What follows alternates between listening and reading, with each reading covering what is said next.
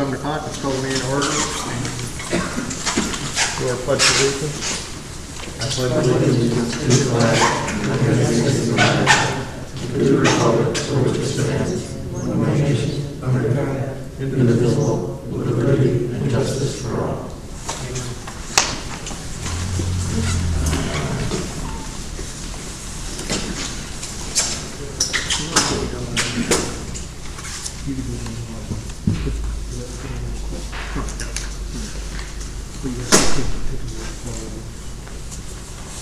Okay, let's have a roll call, clerk.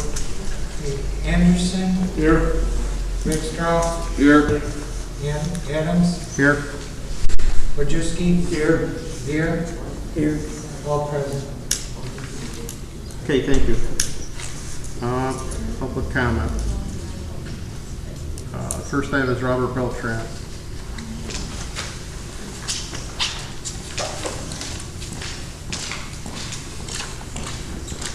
Any public comment?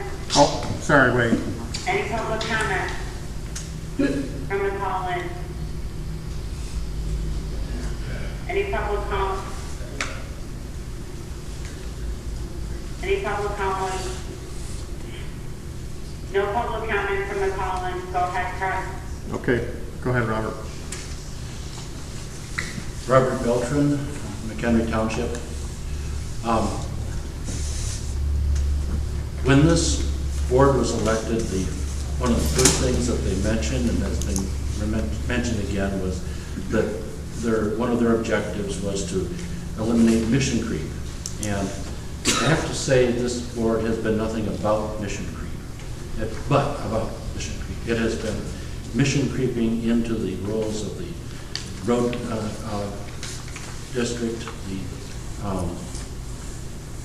highway commissioner, the clerk, the supervisor, and the assessor. You know, there's nothing wrong with recommending or requesting, but you know, you really can't tell people who are duly elected officers how to do their job or what they have to do in their job. So please consider that when you're going through tonight's agenda. That's what you should be doing, is asking, not telling. Thank you.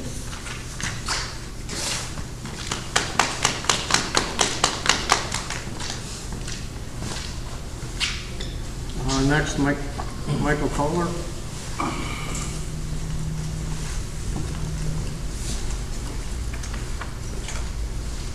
Mike Toller, Wonder Lake.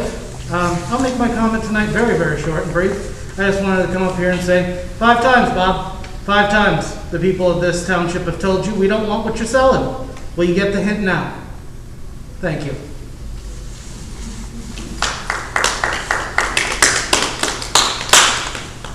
Linda Toller.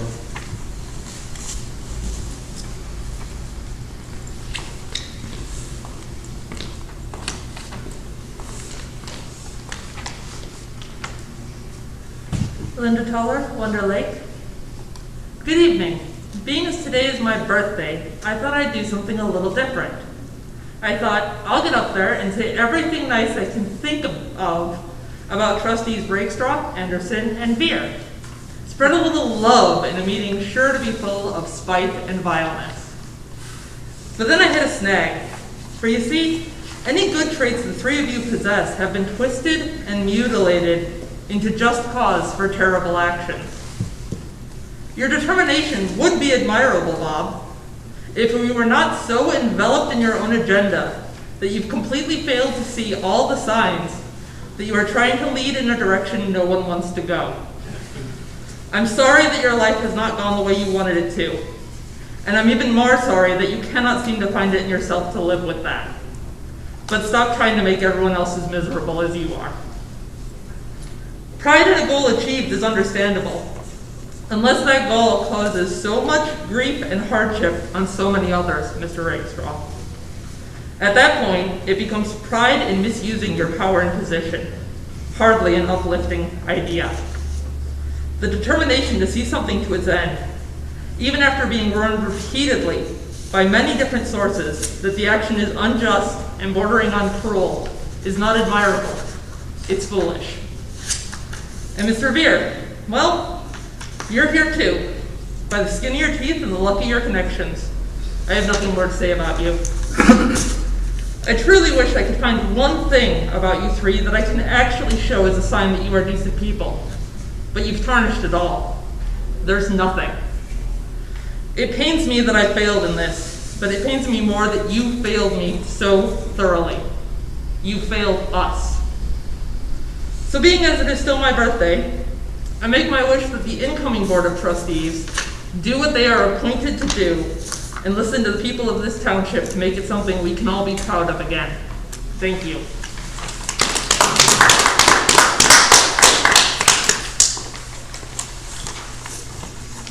Lastly, Rhonda Porter.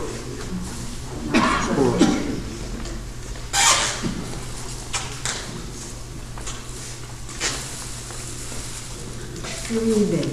I'd like to point out that with the voting that was done and votes for keeping the road district, I feel that proves Mr. Ball very much wrong, because this is pretty much a Republican town I run, which is not a problem for me, but that means that it wasn't socialists or Democrats or bleeding heart liberals or any other names you like to call us, which you seem to not run out of adjectives, but it is the people of Mchenry who still want to keep the township. It is a mixture of people, and I think you've been proven wrong, seeing it was so many people that voted to keep the road district and also to keep the township. I think maybe it would have been better off if you listen to the people and not spend most of your time calling people names. I don't think it was really becoming, and I don't think every time somebody agrees with you or doesn't agree with you, and pardon me, doesn't agree with you, does that not make them a communist, a socialist, a bleeding heart liberal? It just means that we want to do what's best for Mchenry. And this was decided by the people. Have a good day.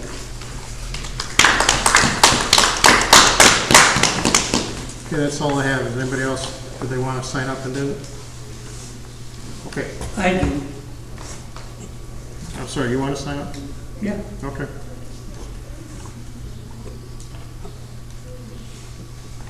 Well, all this projection that we've just heard, people saying we're the name callers. Okay, look, the voters in 3 nearby townships eliminated their road district last November. Road districts are on the way out in Illinois. They're not being added to, they're being subtracted. Every lustrum, there's less and less of them. So it's just a matter of educating people. How is it that alone among all the boards of Illinois, school boards, hospital boards, park district boards, municipal boards, tourism boards,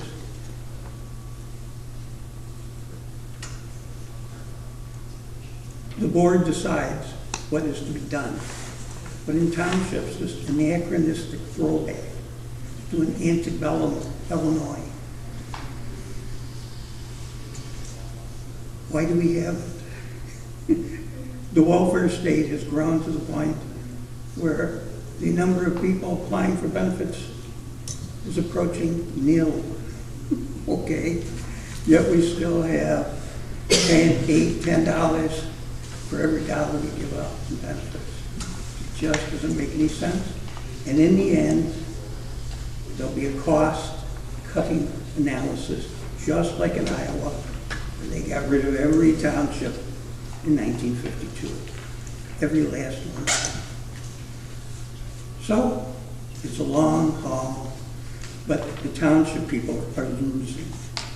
There's less and less townships, less and less road districts every 5 years. That's all. It's a matter of educating people what townships do and what they don't. Done. Not here. Okay, thank you.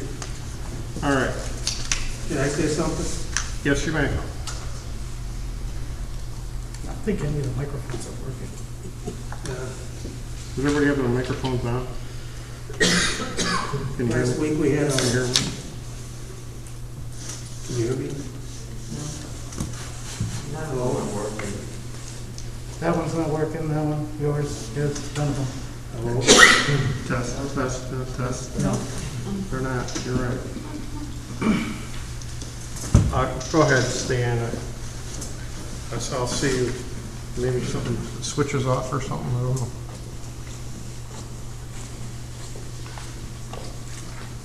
Just talk a little louder.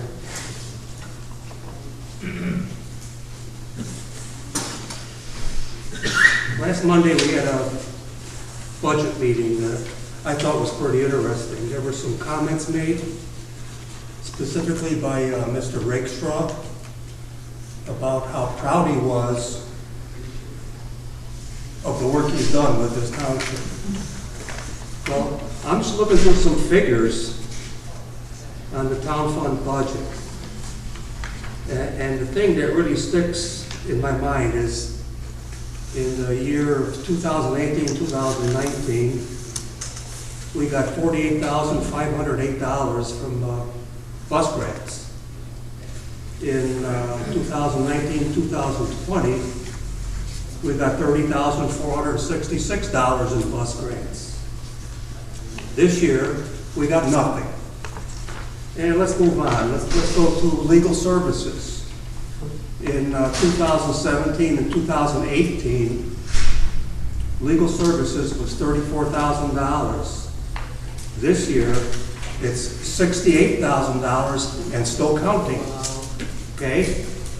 So, and let's not forget about urban analytics, $29,876.25. Mr. Rakestraw, that's what you're proud of, all that money being wasted. And I also have to say that Mr. Anderson made a statement that when he ran for office here, he said everybody knew what his mandate was. He had a sign out on his barber shop that said abolish townships. When we were running for office, he took that sign and put it back inside his barber shop and then put out 1,000 signs saying tax fighters, okay? And as soon as he was elected, that sign came right back up.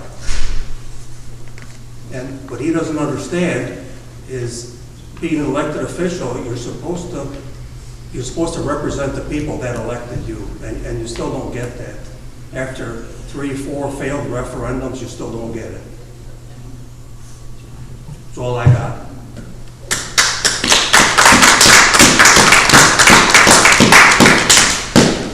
Okay.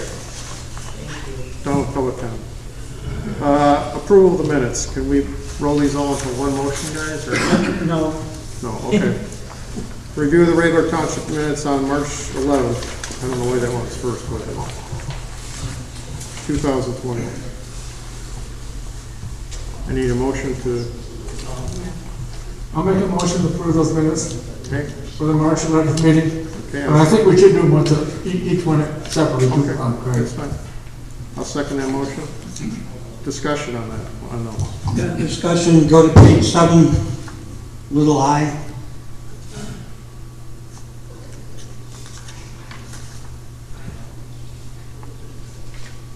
Okay, aye. Yep. What, How about the last sentence? Matter to be put on the next regular meeting agenda of the Mchenry Township Board. It isn't on the agenda.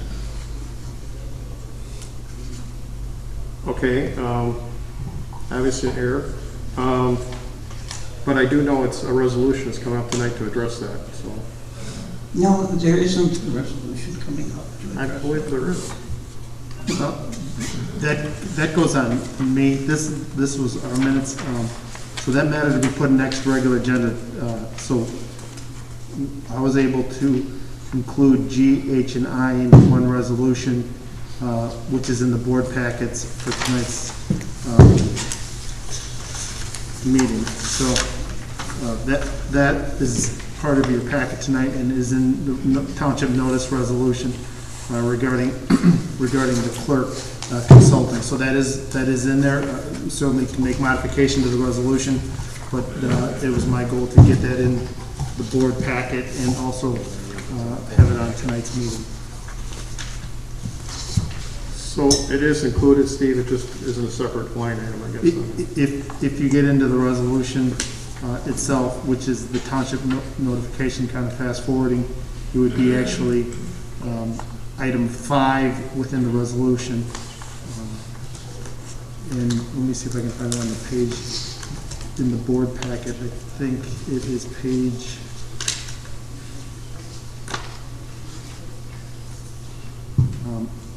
page 78 out of the 96-page document.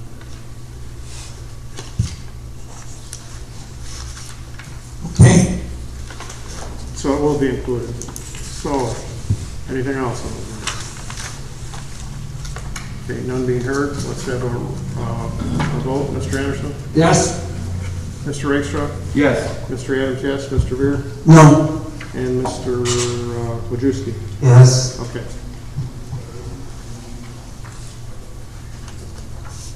Minutes of March 5th, 2021. I have a motion for approval. I'll make that motion for approval. Okay, do we March have 5th meeting. a second to that? I'll second. Okay. Any discussion? Okay, none being heard, let's have a roll call vote for approval. Mr. Anderson? Yes. Mr. Rakestraw? Yes. Mr. Adams, yes. Mr. Beer? No. Mr. Wojciechowski? Yes. Okay. The last one, March 23rd. I have a motion for approval. I'll make that motion for approval of the March 23rd emergency board meeting. I'll second. Okay? Any discussion on these items? Yes. Okay? Page 4. Aside from my standing objection to the tendentiousness of the minutes in general, under my questions, the false statements are not identified. It's a serious matter and they ought to be. What, They ought to be delineated as to what was false. under They're your, just swept under the rug because it reflects on the clerk and he did the minutes. It's very simple. So I would ask that the clerk review the videotape and just so there's no dispute, put in verbatim what I said was false. And we can table this one until the next meeting, until it's done. There are serious questions, never answered. If you're going to put this in, false statements, you better put in what was alleged to have been false, not just leave it like this.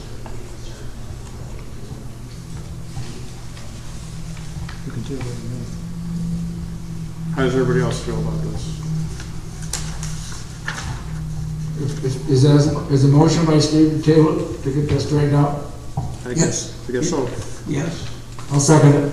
Okay, we have first and second to table, and the clerk will go back to the tape and put in verbatim what Mr. Beer said. Is there anything else in there that we need to be concerned about? Okay. Motion is second to be tabled. Mr. Anderson? Yes. Mr. Rakestraw? Yes. Mr. Adams, yes. Mr. Beer? Yes. Mr. Wojciechowski? No. Okay. Okay, moving down our agenda. Motion for approval of receipts and bills for the town fund. I have that we, the undersigned members of the Mchenry Township Board of Trustees, certify that we have this 8th day of April 2021 examined and audited the amounts due to the items specified in the claims attached, and hereby authorize payments of same. Total reimbursement to be approved, 0. Total bills to be approved, $41,454.49.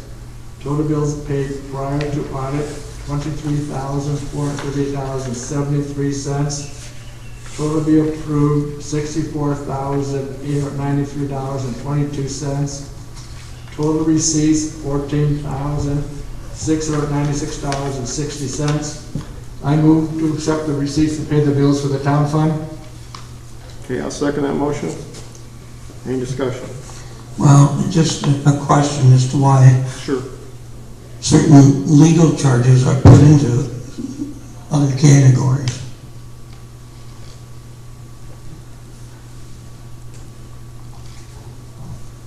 I'm referring to the contingency.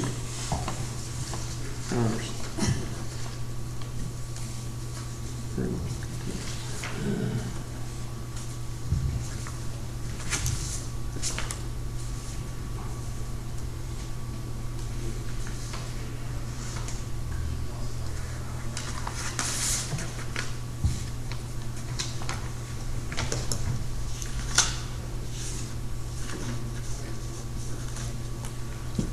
These are primarily the last bills in the last week in March.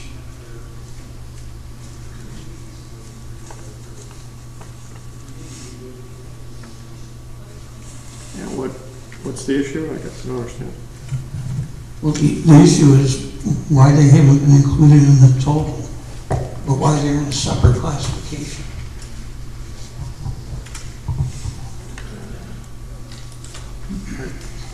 Oh, you mean there was two different, there was a subclass or something in there? Right. You'd have to ask Mr. Rotel, I guess. Well, he didn't do it. I don't understand it. Debbie printed out, suddenly there's this contingency item. Okay. A contingency item, meaning what? Taken out of the contingency fund. Okay. Was there not enough in the legal, it's the same, was there enough in the legal fund to do it? Maybe that was why it was on. We can move that to the legal fund, I guess. Yeah, just so that there's a proper accounting of it. Sure. Do you know how many dollars it is, Steve? Well, some of it goes to the road district, okay? Their legal bills suddenly got turned out of the contingency fund, but also some of the town money was something on the order of $4,000 or $5,000. It was the last bill from Prime. Okay, but I looked over that, I didn't see anything, I included the road district in that bill. I mean, I may be mistaken.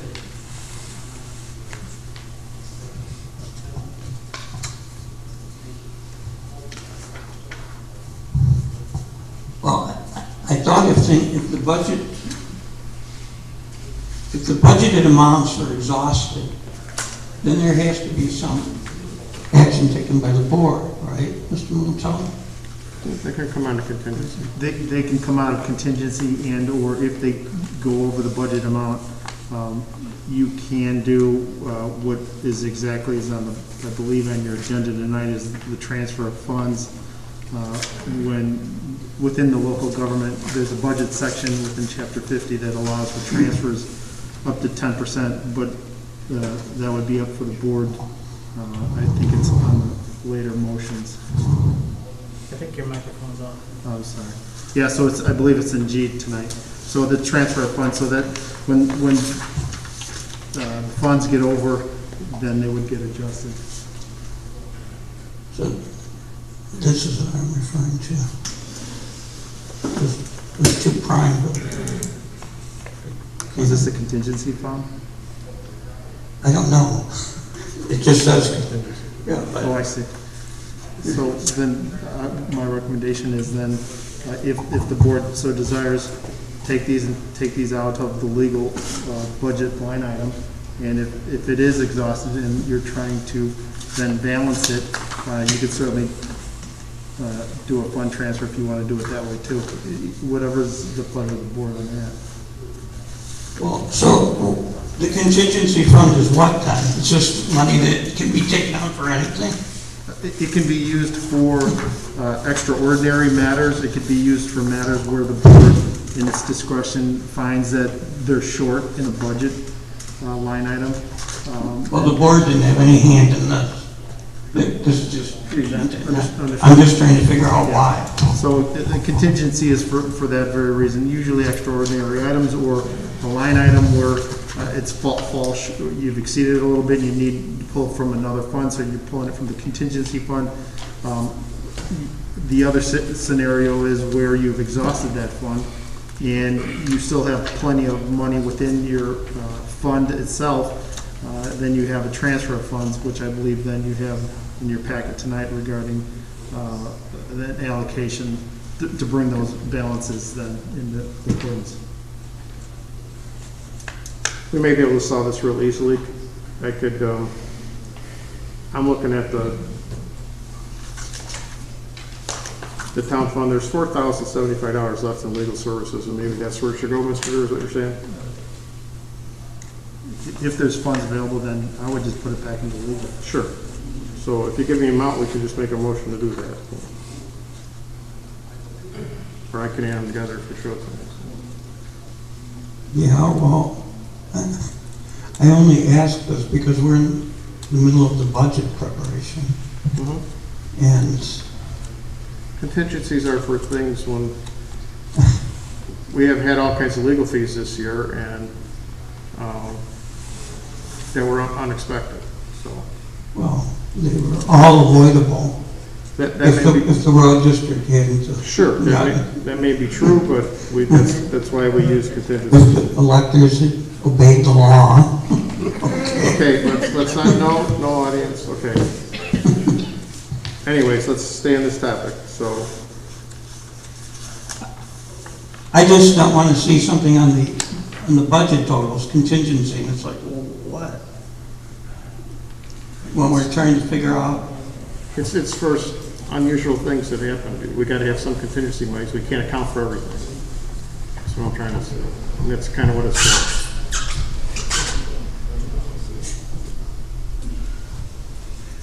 Well, how is the NICOR some kind of an emergency? NICOR's on our contingency? Yeah. I know it's not much, $201, but I'm just trying to understand the process for what's considered a contingency and what isn't.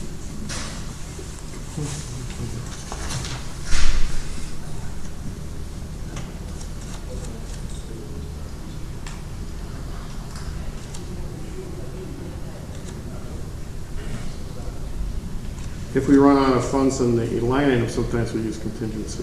I don't know that we did, or under NICOR. We certainly didn't under legal. So. I don't have a problem with contingency fund, Steve. It was part of the budget for last year. I'm sure there's something in this budget too. There's always kind of. I like your questioning of it, but I do think you have to have a contingency fund. You just can't account for everything, Bob. You know what I'm saying? I agree. Okay. Yeah, but when we do the budget totals,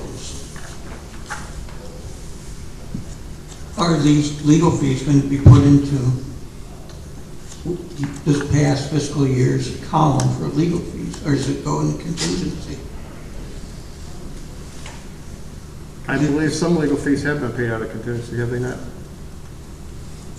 Pardon me? Some legal fees already have been paid out of contingency, have they not? Yes, Right, yes, we've overdone the legal fees. right, So that has come out of contingency, yes. right. Yeah, it comes out of it, but how does it show up on our ending year statements? It'll show up under contingency, not under legal. We use that for when we do the budgeting. So if somebody was trying to figure out how much the township spent on legal fees, they really couldn't tell from the budget. Not from the budget. We can go back and add those up for you, Steve, so. If somebody forwarded it, they would get it from contingency and the line item. Yeah, right.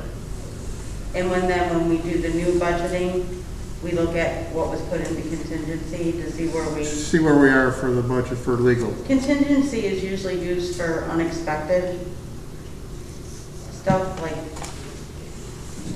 Jim had that night court thing, and that's where a gas line was hit. Okay.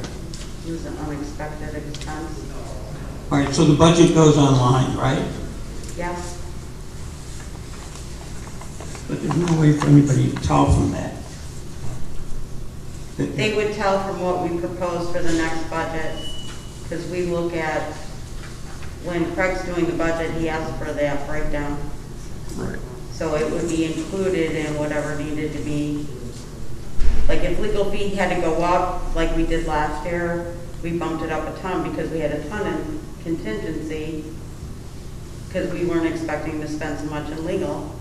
So we upped it this year to what, 68,000 or 58,000, something? It's 68, but we may need Right. to go back through those contingencies, and maybe it even needs to be more, I guess is what I'm saying.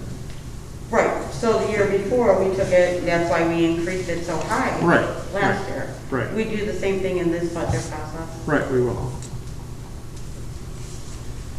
Okay. Okay, so with that, can we have a roll call vote on the town fund? Mr. Anderson? I'll be voting yes, but I want to thank Steve for his questions he made on that. That's fine. On those line items. I understand that, and But, I vote yes. there has to be contingencies, just we don't know everything that's gonna happen. Mr. Rakestraw? Yes. Mr. Adams, yes. Mr. Baird? Yes. Mr. Wojciechowski? Yes. Okay. Town fund is passed. Next is the receipts and bills for the General Road and Bridge Fund.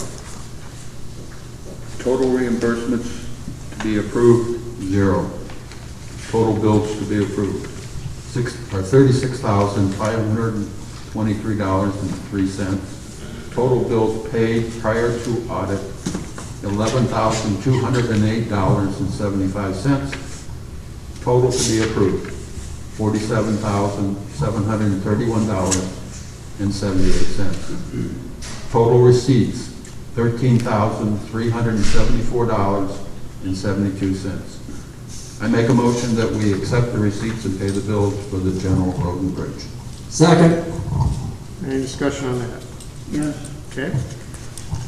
On the expenses for the highway commissioner's salary, there's no indication on the account of Mchenry Road GRB. Can you use your mic, please? There's no indication on the Town of McHenry Road GRB year-to-date performance, which, since it just ended the fiscal year, March 31st, under the highway commissioner's salary, it should say half. And that's just how it's denominated in the town fund. That's just renaming it. Right. So, but I think it's important that that be there. Oh, you wanted to say half there? Yeah, I'd have to We just can- we change can- the name we of can it. rename that. in, That's Well, county it should say software. half, because I don't want somebody coming and saying, look, that's all he got, when it was really double that. Sure, we can just, Yeah, and we do that on the town fund half. we do, you're right. It's just a matter of putting Yeah, it in. it's just the way it was named in the software. We can change that. Good suggestion, Steve. No, you're right. You want to see what the total, I get it. There's a significant bill in there. I'm rather surprised that the attorneys for the road district submitted the bill while this board was in. I know they did it several months late. But their bill to the road commissioner, even though they took $1,000 off, supposedly, the $8,000 bill, in light of the appellate court's ruling, I can't go along with that, paying the bill. It's astonishing to me. Well, it's a bill submitted by the highway commissioner. Yeah, and it's, As far as I know, it's a legal bill. it's an invalid bill. Why is it invalid? Did you read the appellate court ruling? No, I did not. What? You didn't read it? I'm talking about what the appellate court wrote. In which case are we talking about, Steve? The road district? Yeah. Okay. And here we are called to approve it? Okay, well, I can't approve it. Okay, that's your decision. In light of the legion of mistakes, all right? And it cost the township money to rectify it. Oh, okay, the wrong party sued, the wrong party's bringing case, a total misunderstanding of the law, no basis. Okay, this isn't my words, it's the appellate courts. I understand, but he has, And they cost the township a lot of money. it did, but he has money in that line item to do that. So then why do we even have to approve anything? Okay, are we rubber stamped? No, this bill is wrong, it should never have been submitted. When you submitted, when we do the budget workshops and budget, that's what is in there. It can be used any way he sees fit. So. Well, it's just another case of why are we called upon to okay this? I cannot okay it. Okay, fine, Steve. Anything else? I'd just like to add, see, this goes back what your comments were, public comment, and that's where the voters really misunderstood exactly about that road district consolidation or elimination was. We do not have board approval of those expenditures. The road commissioner at this time does not have a board to approve that. He can do it on his own, unfortunately. Right, and you are correct. But that's the way it is. That's the way it People is. were misled on that vote. Okay, well, that's Can't whatever. change that. But, okay, so Steve doesn't want to approve that, but I don't see any reason we shouldn't, so. Okay. So, Well, did you ask? Are you pulling that out, or what are we doing? No, I say we leave it in there because it's a legal bill that the road commissioner submitted. Mr. Adams, did you submit a request to the road district commissioner to reimburse the township for his frivolous lawsuit? I'm not submitting a request. I think there's a lawsuit going on about that right now, so. No, that's just sanctions on the attorney, and perhaps Right. the road district entity itself. That's a separate matter. That would be up to you as the board to ask him to do that. I Well, don't then have, put that on the agenda I for the don't have next that power, meeting. Okay, power to do that. then put that on the agenda for the next meeting, please. For the road commissioner to reimburse.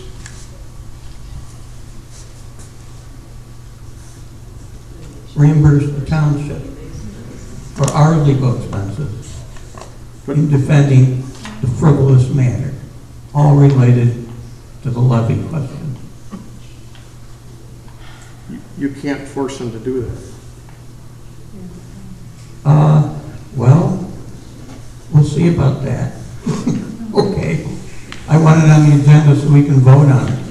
I think you should have asked him for reimbursement in light of the appellate ruling, but you didn't even read it. I read parts of it, but there's nothing, whatever. Okay.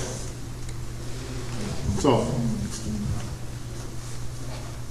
I'm just taken aback that you didn't read it. I did read parts of it, Steve. Well, it's only 3 pages long. What parts are we talking about? I did see the fact that the wrong parties were listed or something to that, according to the appellate court. Well, since the matter was not appealed to a higher court, it's not according to the appellate court. It's the final legal determination. Correct, I understand. All right, so it should be included. I think Mr. Anderson agrees. So let's have a roll call vote. Road and Bridge Fund. Mr. Anderson? Yes.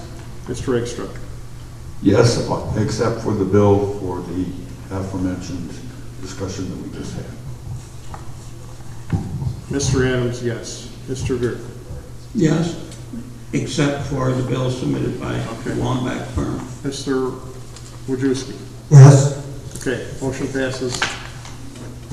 All the bills will be paid for there. Motions and receipts for the permanent hard road fund. When you say all the bills will be paid, they already have been paid, right? So we're just No, they don't get ratifying paid. it. They don't get paid till after you approve them, unless it was paid prior to audit, which I wouldn't think so, no. Well, half the bills usually are paid before the Those are mainly utility bills that we have to pay on a timely basis. Okay, moving on. mainly, but not exclusively. Permanent Hard Road Fund. Total reimbursements to be approved, 0. Total bills to be approved, $318,760.26. Total bills paid prior to audit, $10,441.96. Total to be approved, $329,202.22. Total receipts, $145,291.92. Make a motion to accept the receipts, pay the bills. I'll second that motion. Any discussion? Well, just a discussion as to how on earth the salaries, which are kind of a known quantity, are up 132% over the budget. I mean, does that mean all kinds of new people were hired? Overtime is a separate item, so it can't be heaped onto that. Right. So, what's the explanation for that? I know you didn't prepare this. I didn't prepare this, so Yeah. it's a question that I think you should direct directly to the road commissioner and ask him that question. I'm not knowledgeable in everything. That's his budget, that's what happened, that's what he did, so. Well, the strange thing is the IMRF and the Social Security expenses I see that. come out under the budget. I see that, and I can't. Well, that should be a red flag for anyone doing any accounting. Okay. Well, maybe we budgeted way more than we needed in there to begin with, apparently.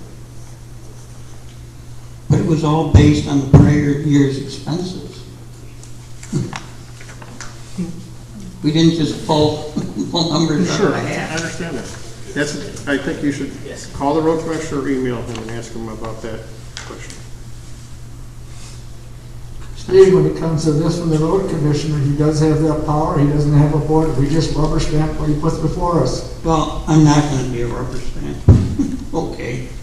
All right, any other questions there? Okay, none being heard, let's have a roll call vote. Mr. Anderson? Yes? Mr. Rakestraw? Yes. Mr. Adams, yes. Mr. Beer? No. Mr. Wojciechowski? Yes. Okay, thank you.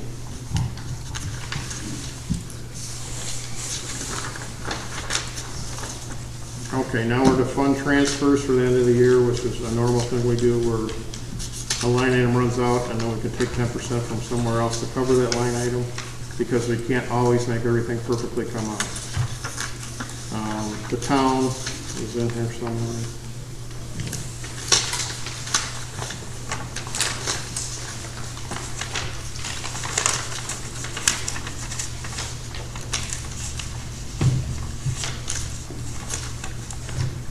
I can't find it.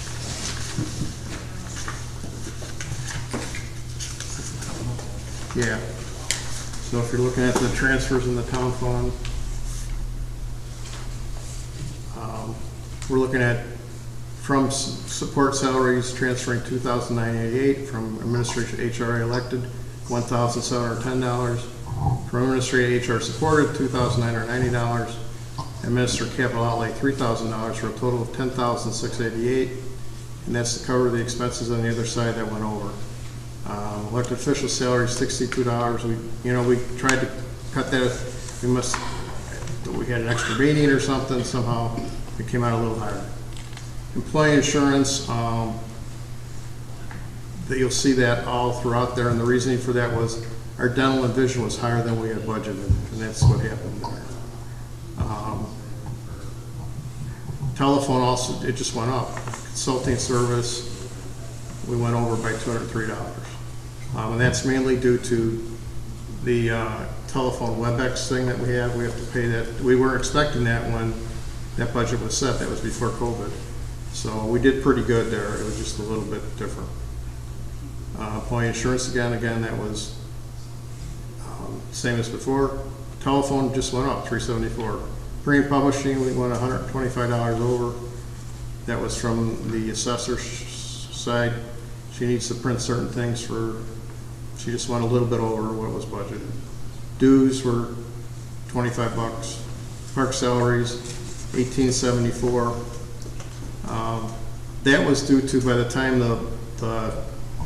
time we eliminated the person that we were eliminating, it didn't happen right away. It didn't happen, we had to give them 2 weeks notice and stuff, and we didn't include that in our budget when we were thinking about it.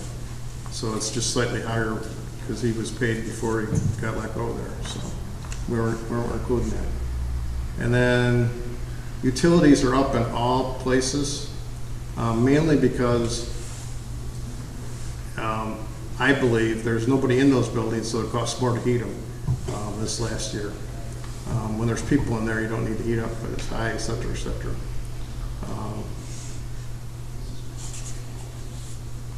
And then another 746 on electors employee insurance. That was for the buses. What happens sometimes, and we have no control over this, is we're figuring the insurance based upon the number of people in the plan, like right now, okay? But what happens is during the year, so we should probably put a little padding in there, we need to think about that. During the year, people may change. In other words, maybe they were only on the insurance themselves, and then they put their whole family on the insurance. So it costs us more than we were anticipating. And that happens. So that's where that happened. And so we're asking that 10,688 to cover the other side, the 10,688. Well, I dispute your conception that because nobody's in the building, it's going to cost more to heat it. Well, maybe I'm wrong. Maybe the utilities just went up. It should be the opposite, because you can set it at 52 and just keep it at that permanent level. That's what we do in here. We do that in here, and I think we do. The rates went up. Debbie's saying the rates went up, so that's what happened. We couldn't control that, so. You are right, Steve. I have a misconception there. It's the rates went up from the year before. We couldn't know that when we budgeted it. We were guessing, estimates. That's what we're talking about. Well, the last budget was actually pretty close. Actually, it was. On almost all elements. Actually, it was. I agree. We were pretty close, but we can't be perfect. That's what I'm trying to tell you. So it was pretty close, yeah. That's the only things that it's not that bad. As a matter of fact, it's a lot better than it was the year before, because the year before, I think we had line item transfers of like $30,000. 35, I think. 35 or something. Something like that. So we came closer this year, yeah. So I'd like to make a motion to make those transfers. Can I have a second to that motion? Second. Okay, any further discussion? Okay, roll call vote. Mr. Anderson? Yes.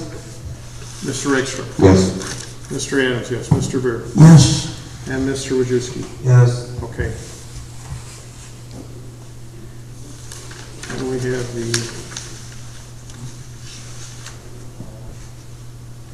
these are not prepared by me, these are prepared by the road commissioner, okay? So he's covering things where he didn't have enough in the line item also. I got a problem with this, but he's not here to explain this to us. I understand that. And how am I going to prove it if there's questions about it? We can table it to next month, how's that? And I'll ask him to be here. I think it should be. Okay? So So the same. I'm making a motion to table the next meeting. Can you include the PHR? Let's also include the PHR, both of them, because they're his. Or he could come Monday. No, No, it's gotta be at this meeting, it's gotta be at the regular. business meeting. We can reconvene it then. Let's do I it. don't know that he's available Monday, I can't tell you that, so, you know, I think it should be at the next regular business meeting, don't you, Bob? I'm on for next, my motion is making for May meeting. Or he could explain it in writing. What's the He could do that too, if you like. No, Steve, I think you should come here and answer the questions. All right, I will, Explain it to us. I will ask him to attend, I can't make him attend, but I will ask him to. I know you can't make him. You can ask him. You can do what he wants. Right, so, So the motion is to table, till the next regular meeting. Why don't somebody second it? I know somebody second it. nobody second. I'll second that. So the bills that are not going to be paid, then? No, they've already been No, paid. we're just, no, we're not. No. The motion is the fund transfer from the road and bridge to the permanent highway fund. They've already been paid, it'll just show a negative line item in that Yeah, I line. was just concerned that any bills that needed to be paid are paid. I believe they are paid, or they will be paid after tonight, when we approved everything, so. Well, their salaries, so they've already been paid. Correct, you're right, salaries are already been paid, and he should explain that, because I can't explain it, so. So we have a first and second to table to the next regular meeting, and ask the road commissioner to be here for explanation, and if he can't be here, I'll ask him if he can do a written explanation, how's that? But the third page is the one that has the real red flags on it. That $125,000. Well, that's the salaries, and that's for him to explain.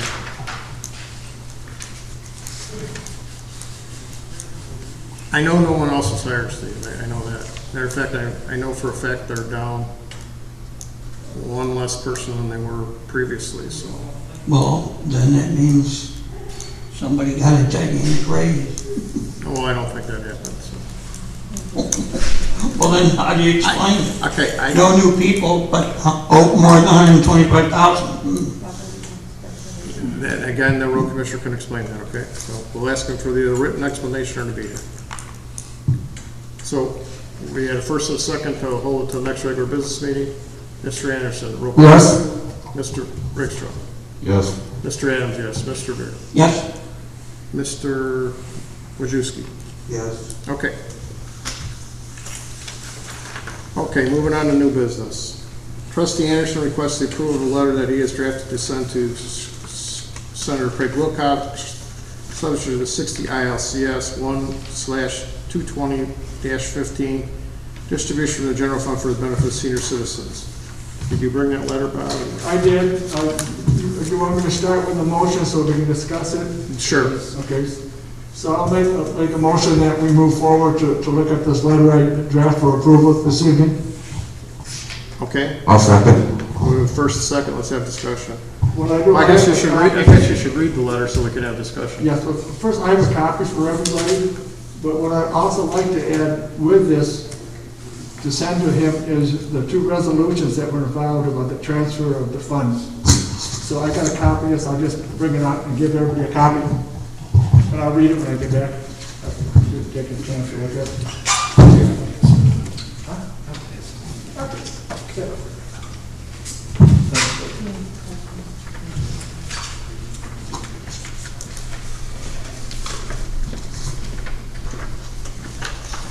Usually you're pressing things up. Thanks, Bill.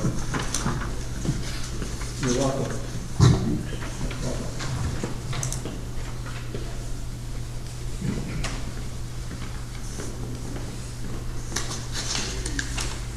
I'm gonna need it.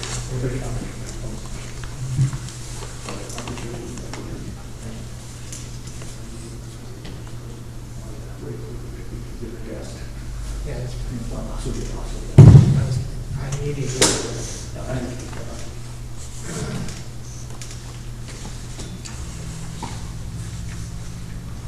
Can I ask a question about this letter, or maybe you should read it first? Well, I can read it, put it into the record, okay? You want me to do that? What was that, Craig? You want me to read this for the record? If you like to, yes. Sure. To address the State Senator Craig Wilcox, through Senator Wilcox.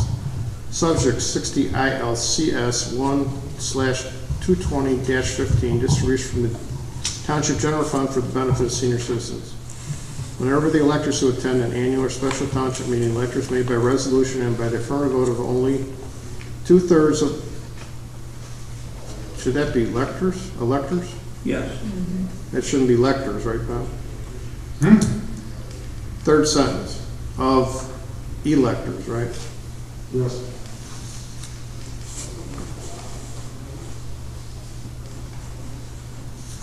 Attending the meeting, direct all or any portion of township funds not derived from township tax levy to be distributed to a for-profit or not-for-profit organization.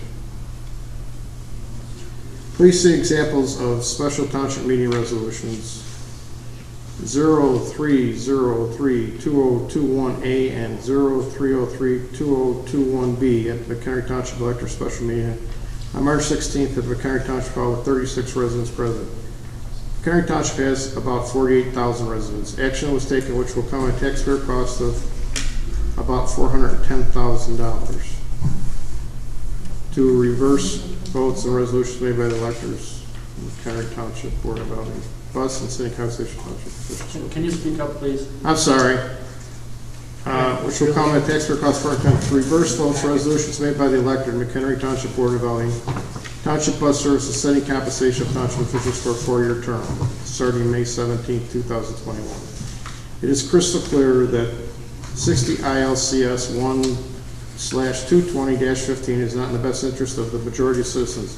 It serves the majority of special interest groups. The McHenry Township Board requests Senator Wilcox to introduce legislation which will modify or eliminate the powers of 60 ILCS 1/220-15. The only thing I would say, Bob, is this is just my opinion, that I think we all agreed here, and I think Mr. Melitole agreed that they couldn't set the salaries. That wasn't part of their duties,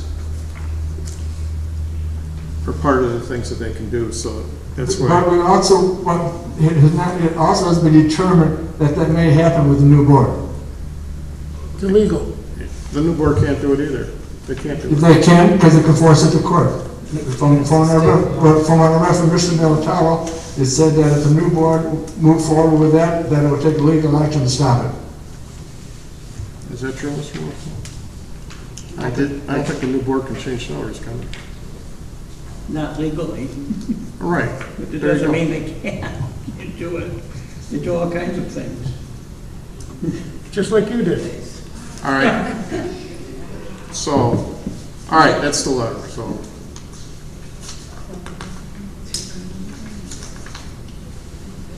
And I just have you just sign it, Craig. I'd like to have it, certainly. Actually, Bob, I don't want to sign this letter. I think the elector should have powers. I think, I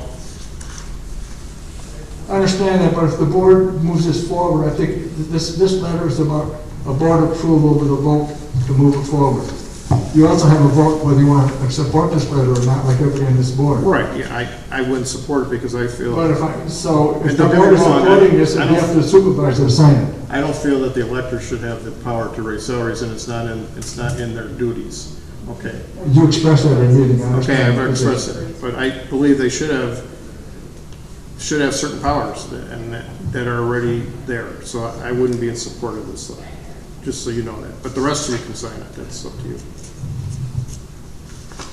But if there's board support, that means you would sign it. No, I'm not in support of it, so I wouldn't sign So if the it. board is directing you to support it, what happens then? You're asking me to sign something that I don't believe in, and I don't think I should have to do that. But the board is asking, again, if there's a vote for this that's positive, as a supervisor, then it's showing board support for this letter, and you're the supervisor. I think you as the board should sign it, all of you that are in support of it, and I don't think that I should. Mr. Militone, Okay. if I may. Let's let Mr. Militone. What you're attempting to do is have a resolution forwarding a letter to Senator Wilcox regarding what's being done.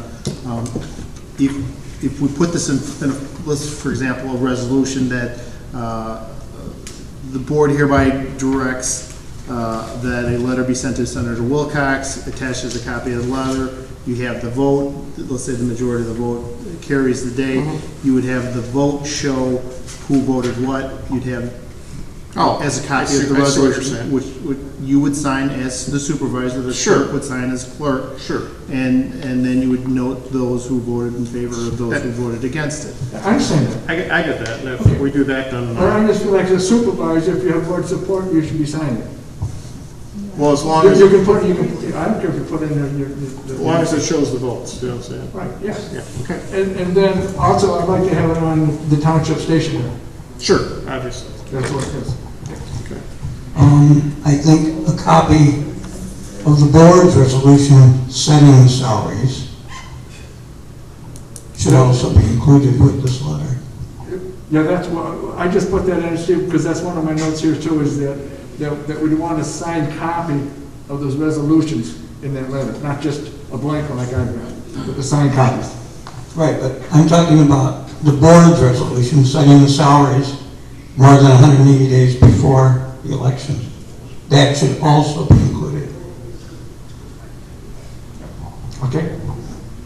So the clerk will have to We can get that included. give us that. I don't have a problem with it. Okay, so we're going to change this to a resolution, Jim, is that what you're saying? Yes, but you're going to have to add some additional information, if I can, on your letter. The content, the general content of the letter is basically direct towards this 2020-15, the general gist of 2020-15 being used and the electors being able to move funds from the town to the purpose, correct? Yes. Okay, and the only reason why the other resolution is in this is because that was part of the resolutions that were done by the electors at that special meeting, correct? And so, but you could also put, if you want to address both of those issues, then I just break them apart and address your 220-15 resolution piece, and then if you wanted to include down in part of the resolution as well, the ability to set compensation, then to Trustee Ver's comment, add the resolution that the board passed, and then a copy of what was done here, and just bringing it to his attention. I don't know that you're asking for any change in this township code relative to that authority. I think you're just trying to bring it to his attention. Exactly. Okay. Whatever this letter does, it certainly is going to be for, whether he moves it around, I just want to let him know that if I get board support here, that there's a problem with this, and who knows how it moves it. I think it should be called to his attention as our state senator and see where it takes it. So, since we don't have a resolution, can we have Mr. Motel prepare a resolution to this? Yes. To do this, and then we can pass it to the next meeting and sign it, off it goes. Yes. Okay. If I can, because I mean, I think you want to move quickly on it. It's up to the board. I mean, you can certainly kick it over to your May meeting, but I'd be happy to have it ready for you. And if you put it on as an agenda item, I don't know if you published the agenda already for Monday. It's pretty much done. I like that. I think the sooner the better. It's already, Monday's already done. Or the next meeting that you have. How about the next meeting after that, which will be before the next board? The next budget meeting? Not the one coming up, the one after that. After that, yes. But we haven't set the date for that one. No. So what I'm saying is when Monday comes and you set your next date, I'll have it ready for that next date. Instead of waiting till Instead of waiting for the May meeting. Correct. Thank you. Okay, is that acceptable? Well, does that mean we have to not really adjourn today's meeting? No, you would just put that on as another agenda item on the agenda for whatever that meeting date is. So you just need to make sure, in addition to budget workshop, to resolution forwarding 60 ILCS 120 to Senator Wilcox, whatever the description is, and then so that's part of the packet. So when it gets mailed out and the agenda is posted, everybody's made aware of it. I'll make sure Mr. Merle Has the agenda been posted yet? I mean, you got it made out. It's Just a minute. I've got it all set, it'll be posted tomorrow. It's on the website. It's not posted yet, so it can be changed now. It's on the website. It's already on the website. It's on the website, then it's too late. It's been posted. It's on the website. It's been sent. Then we have to wait till, meeting after that. Right, and I'll make sure I work with Mr. Motel to get that language clear in the next meeting. And Bob, I'll get a draft to you in advance, so you Thank have you. a chance. So can I call the question? Sure, call the question. So, Okay, the question is, I guess, we need a new motion. You're gonna rescind your old motion, I guess. Withdraw. No, I guess, Withdraw. no, I guess I wouldn't call the question. I think we'd wait to get it on, once I get it, and we get it on the agenda for next Monday's budget hearing, but one after that, then I'll make a motion at that time. Yes. Was that correct? Yes, so then we'll just, Withdraw his motion. withdraw your motion now. So I'll withdraw my motion now for this letter and wait for it is posted on the agenda for the budget, the second budget hearing coming up. Okay. So Mike, you withdraw with it. So Mike Mike's also withdrawing, so therefore, we'll bring it up at the second budget. Okay, let's move down on the other new business, and this is something, gentlemen, it's in the packet here. The approval of the motor fuel tax expenditures for private non-dedicated subdivisions, discussion and possible action. And also, I have a problem with that also. That's something we do every year. I know we do. Well, we need a first and second before we have to discuss. We do. Okay. I'll make a motion for that to approve the motor fuel tax for private non-dedicated subdivisions. I'll second it. Okay, we got a first and second. Thank you.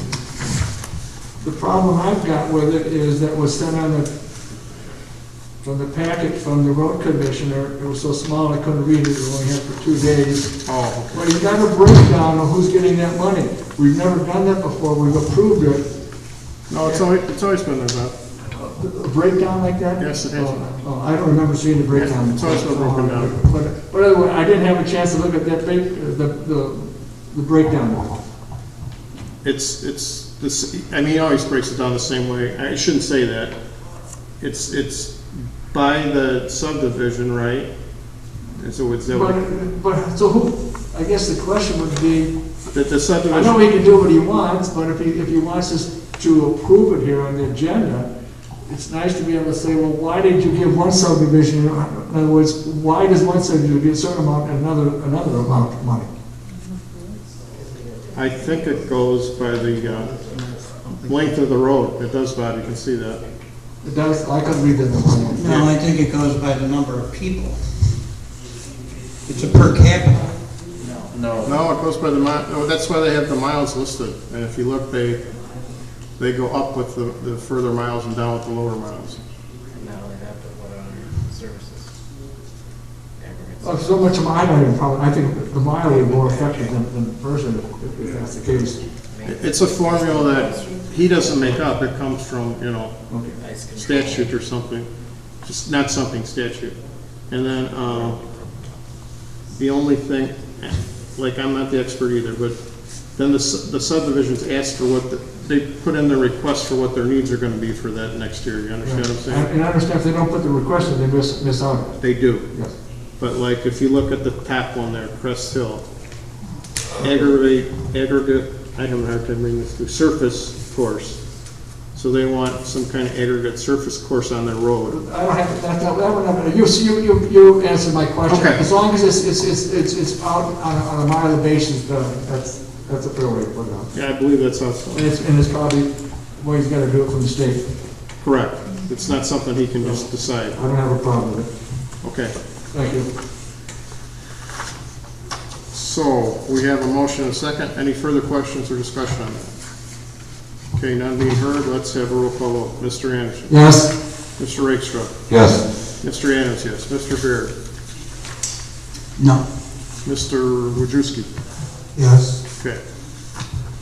All right. Okay, we're going back to old business now. Review of the actually, Mr. Miltel put these all in one resolution, is that correct? Or, no, Not the first one. Not the first one, okay. Review the resolutions to the township reward for whistleblowers, discussion of possible action. The motion should be in your packet. Or the motion, the resolution.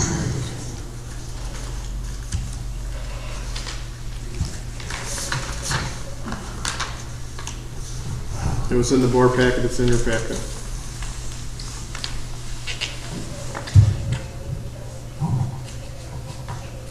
Do we have a motion for this? Discussion. Do we have any motion? Need a first and second first? Second. Do we never got a first one? I'll make a motion. Okay. Seconded by Mr. Veer. Okay, discussion. I draw your attention to page 2, reporting and investigation. Page 2. Oh, I'm sorry, there's 2 pages.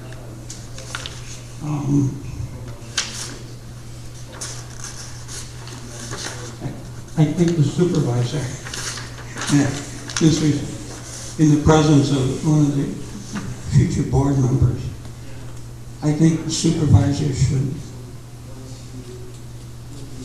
report to the board these reports of wrongdoing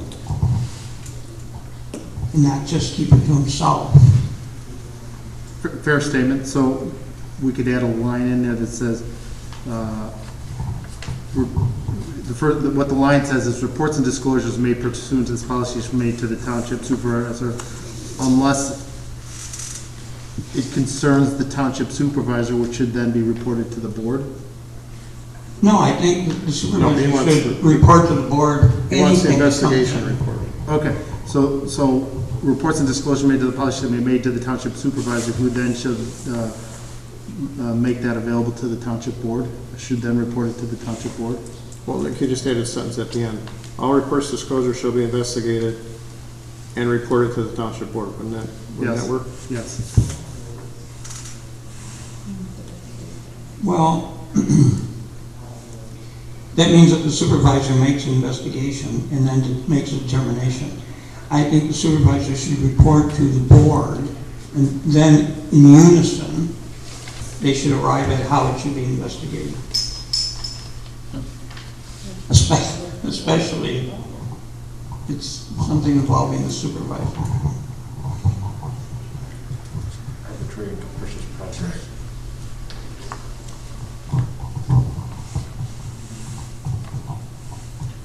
Well, can we have Jim rewrite this and we'll bring it back? Or we could just change it now, right? Yes. How about who will then determine, with the advice and consent of the board, how the investigation shall be conducted? That's all. I just think it's important to bring the board into the whole discussion.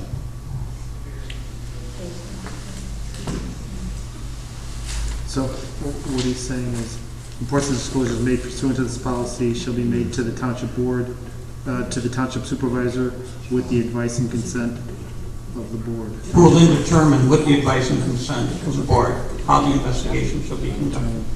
I just want the board to be in on it. Absolutely. Who will then determine with the advice and consent of the board. So it's going between determine and how. Who will then determine count, right?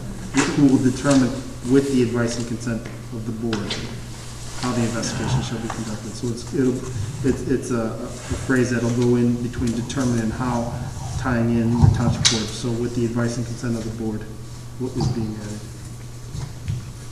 Shouldn't that be done in executive session? No. If something like that comes up? Oh, you mean later on? Right. Yeah. Yes. But regarding the amendment, it doesn't need to be. Okay, So the changes on page 2 under the first one, reporting and investigation. The first line would read as follows then: reports and disclosures made pursuant to this policy shall be made to the township supervisor, who will then determine with the advice and consent of the township board how the investigation will be conducted. Okay. So we made that change. Steve, is that appropriate with you? Yes, I think it's a good change. Very good change. Okay. I have a concern. Your concern, go ahead.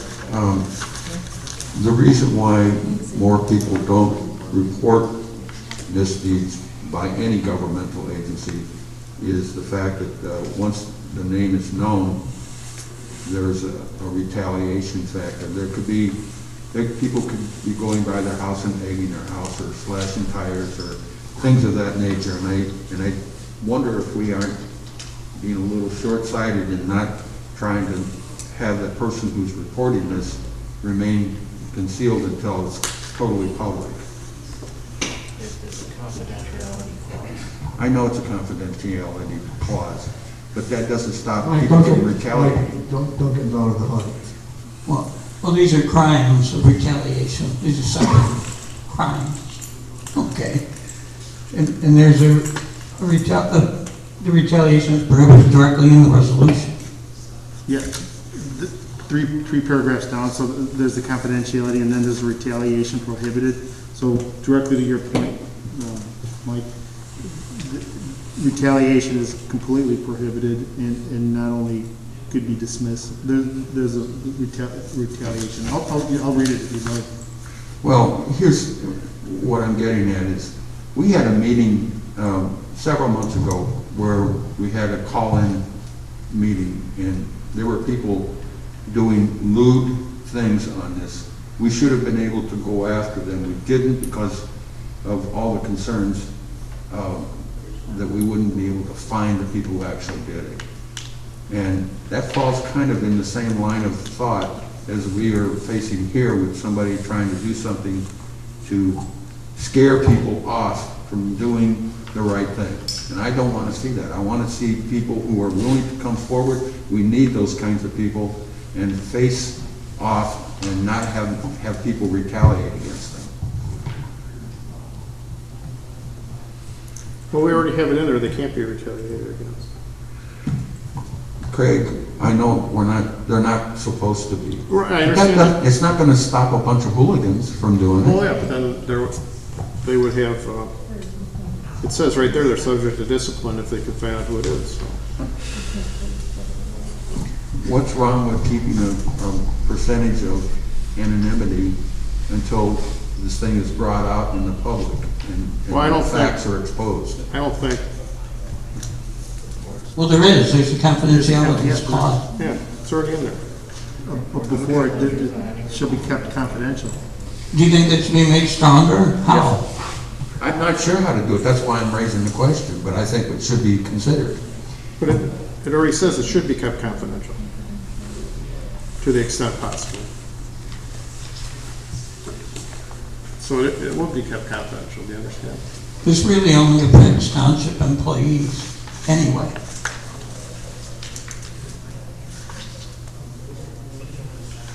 Not necessarily, Steve.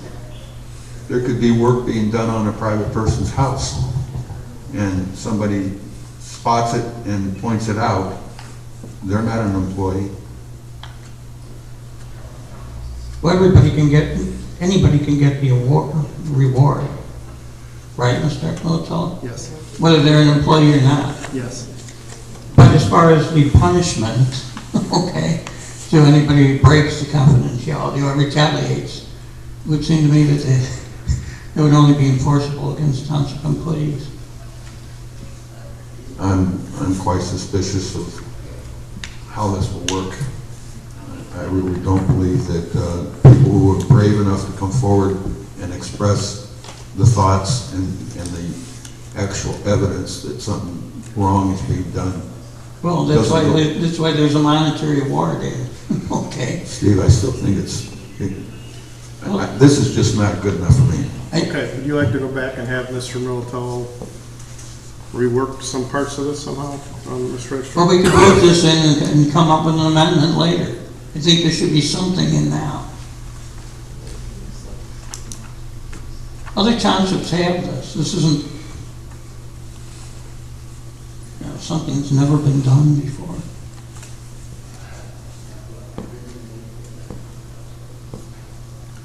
So, Mr. Militello, can you Do you see my perspective on this first thing?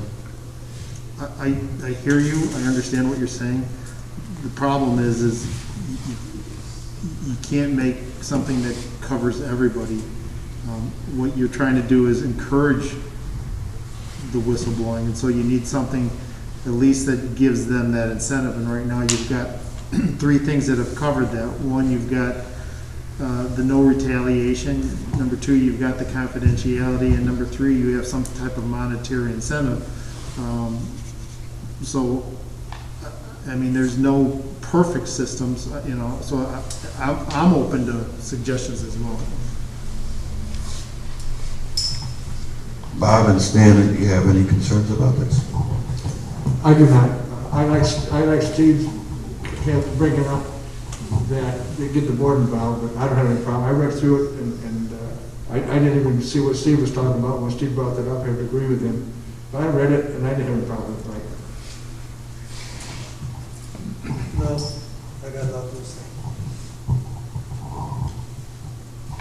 This is 33 and a third reward for the recoupment besides the 1,000. Does that have their attorney's fees after? Yeah, there's a good question there, because, yeah, you're right, could all get eaten up.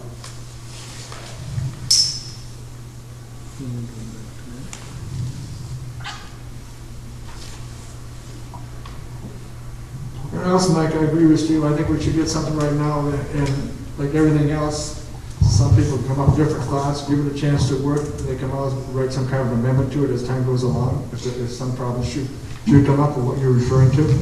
Would it help if under the reward section, as it now reads, it says the township board will offer monetary rewards to persons who provide credible information. Would it be better if it said the township board will offer monetary rewards to any person, whether or not they are a township employee, comma, who carry it on, who provide credible information? It already says rewards to persons, Yeah. so. He's just saying to any person, so that's not. Any person? Oh, any person. Okay.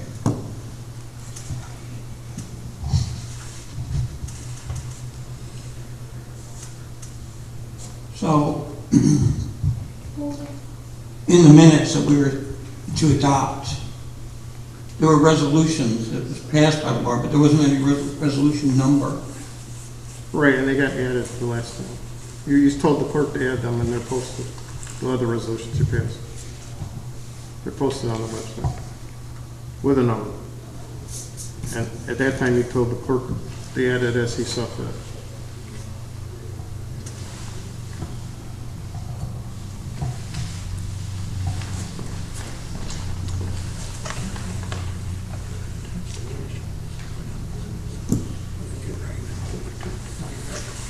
Well, couldn't we do that again? You could just add a number. Okay. Okay, we've had discussion, so I guess we'll have a vote. Any further discussion? Well, I'm just trying to cover all the bases here. On the first page,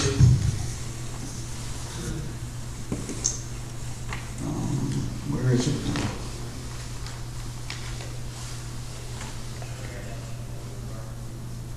Oh, I'm sorry, under the reward section. Again, the first paragraph.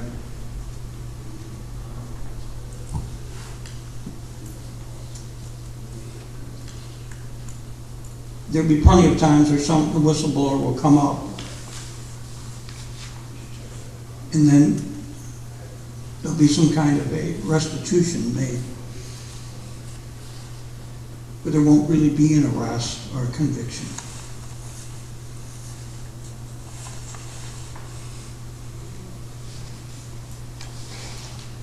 And these all relate to criminal acts, but I guess sometimes they are and sometimes they aren't. So there's certain wrongdoing that isn't quite a criminal violation, but would still inure to the township to get back money, right, Mr. Untitled? Yes. So where it says as well as 33 1/3% of money recouped as a result of this ordinance, that was to apply both civilly and criminally. Regardless of conviction. Correct. Okay, so I'll add that. Understood.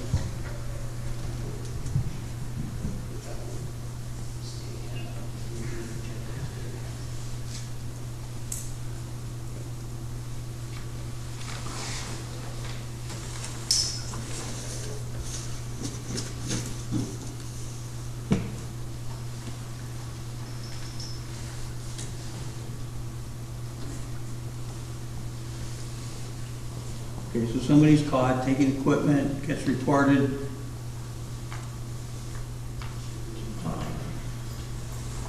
Whatever the value is, it's recovered. There isn't really any criminal action taken, but I guess it would have gone, the township would have lost out if the whistleblower didn't come forward. And the whole thing is to encourage people to report.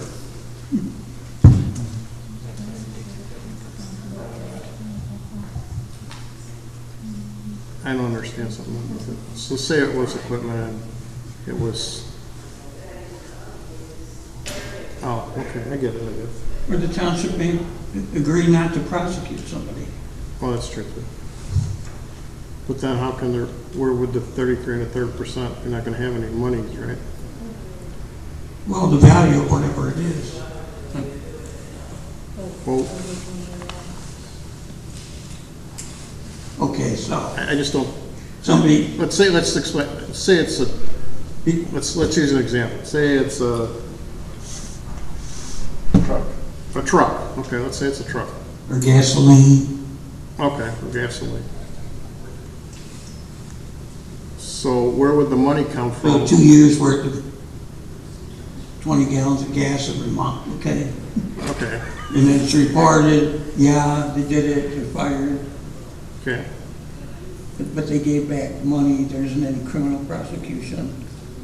Oh, okay. So what is the whistleblower get? Nothing. The whistleblower would get nothing on that, right, correct, except for the $1,000. So that gets back to the arrest and conviction stuff.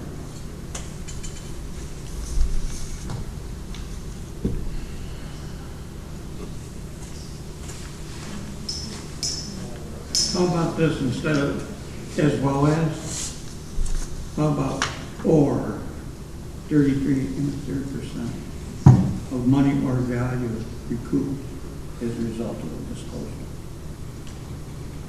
Got it? Because it might only result in $100, the guy's getting 1,000. Yeah, that's true too. It doesn't make sense either, you're right. Oh, I see. I see.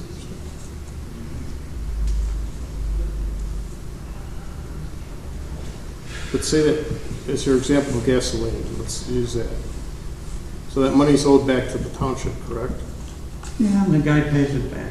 So let's say it's a couple $100.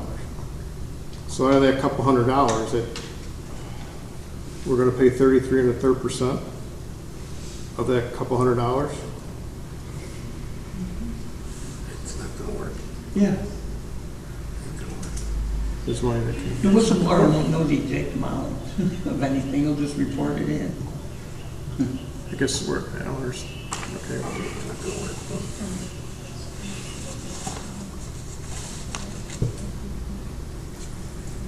A lot of municipalities have this. Yeah, I understand. Okay. Jimmy, you have the changes? I do. So I don't know how.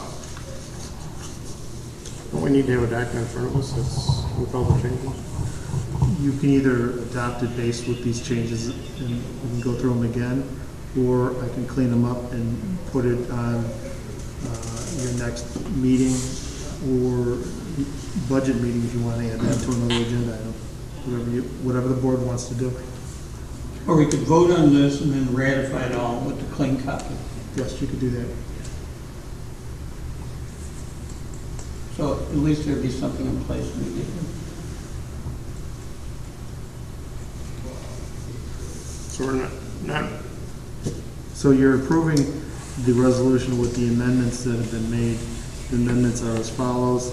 Amendment number 1 is under reporting and investigation, who will then determine with the advice and consent of the township board how the investigation shall be conducted.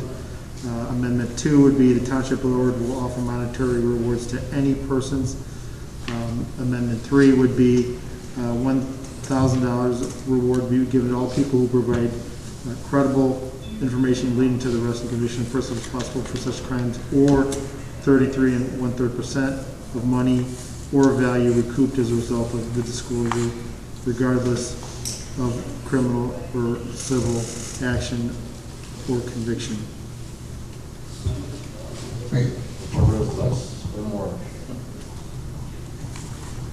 Okay, so we're taking a vote on this, and it won't be ratified until we get a clean copy, is that what we're saying?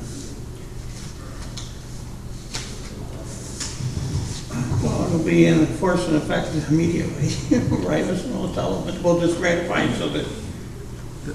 So what Trustee Brewer is saying is that you're approving an ordinance tonight with the amendments, so effective immediately it is in place. The board would then have an opportunity to see another clean version of it and certainly ratify and or change the resolution based on further review. Okay. Could I ask another question? Is it possible that we should consider some sort of a threshold for this ordinance, that people who are making, small amounts of complaints about what we're doing, say somebody's saying that we cut a tree down, a small tree in their house, and they're coming to us, and we are going to give them $1,000 for a complaint that's proven for a tree that's maybe worth $500. Yes, that's the problem I have. That's not really a whistleblower thing. Well, he's saying that they did, that the road district did something that they shouldn't be On doing. private property. But that happens all the time. Well, all I'm Road saying is, district cars get into car crashes. Okay. I understand that, Steve, but what I'm saying is that this could be a little money-making scheme for, a very cantankerous group of people. Well, they don't get $1,000 unless somebody's convicted of something, okay? Well, then That's shouldn't gonna we be put hard that- to do. Shouldn't we put that in then? It is. It says it's $1,000 reward to give it to all people who provide credible information regarding the arrest and convictions of persons responsible for the crime. So the only time the $1,000 triggers is when there's arrest and conviction. Okay, but if it's a $500 tree and they're getting $1,000, Then somebody just got arrested and convicted. Yeah, but I just understand what he's saying. It's I don't even think the township would be responsible for that tree thing. It was done maliciously and all that. That's outside of their... So what you'd be saying is somebody went to somebody's house, cut a tree down, and someone got arrested and convicted for cutting somebody's tree down.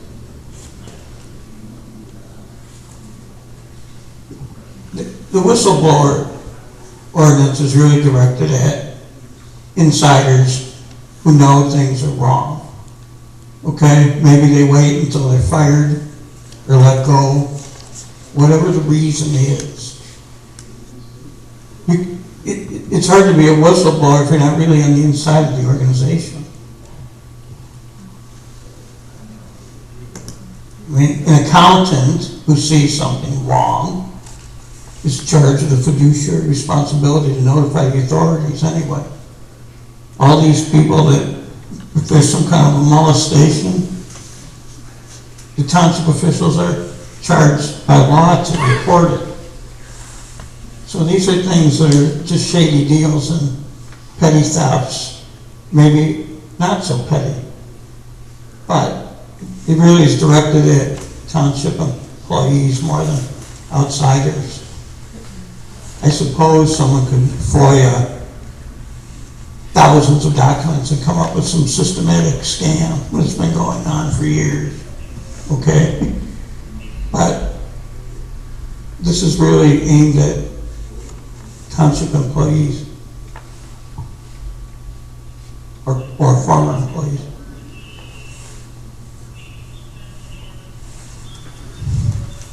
The township's always on the hook for civil violations of, you know, property loss. I mean, that's why they pay the mailboxes that the road district runs. But that's not really what this ordinance is designed to do. So I'd like to call the question. Okay, question's been called. Let's have a vote. Mr. Anderson? Yes. Mr. Rickstrom? No. Mr. Adams? I'm not sure about this, so I'm going to vote no. Mr. Beer? Yes. Mr. Wojciechowski? No. Okay, motion fails, so at this time, there won't be one. Okay. All right. We got next, moving down the list, resolution to establish a permanent procedure for notifying township trustees and the supervisor's extended unavailability due to sickness or absence from the township meetings regular township business. Discussion of possible action. But there's a resolution just by itself here. There's B and C. There was several items that were from our previous meeting, which would have been the March 11th meeting, that have been incorporated into this resolution. It would have been G and H from our previous agenda, and then I, which specifically dealt with the clerk. And if I may, the township notification resolution encompasses all three in there. The first one is the above recitals are incorporated by reference. The supervisor shall notify or cause to notify the township board within 48 hours when the supervisor will be absent from township duties for personal, vacation, or sick time longer than 10 days. One of the other items, which was on our previous agenda, was that if the clerk, supervisor, or a trustee is unable to make a regular special township board meeting, the absent party shall make or cause to make the remaining board aware of the absence prior to the meeting. That came out of that as well.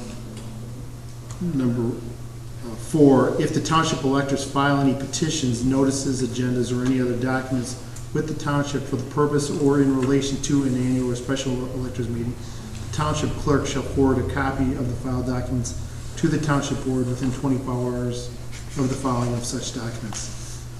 So that embodied both G and H of last month's meeting. There was some discussion relative to that regarding a standalone, regarding the clerk. That was added in as specifically number 5 to the township notification, which the clerk shall notify or cause to notify the township attorney at least 24 hours in advance of any documentation the clerk intends to forward for publication to provide public promulgation of such document. I also put a savings clause in there as well. If any provision, paragraph, section, or clause, phrase, or word of this resolution is contrary to the law for any reason, it will have force and effect of law, and the decision shall not affect any main portion of the resolution. And several of So I've encompassed G, H, and I from our previous meeting into this one township notification resolution.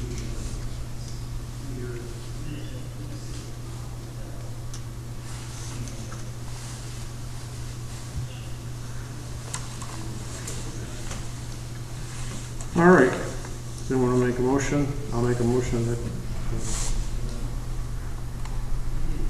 regarding this resolution. Do we have a second? Second. Okay, any discussion? Okay, now being heard, let's have a roll call vote. Mr. Anderson? Yes. Mr. Rickstrom? Yes. Mr. Adams, yes. Mr. Beard? Yes. Mr. Wojciechowski? No. Okay, resolution passes. All right. So really in old business, we've taken care of all these here. B, C.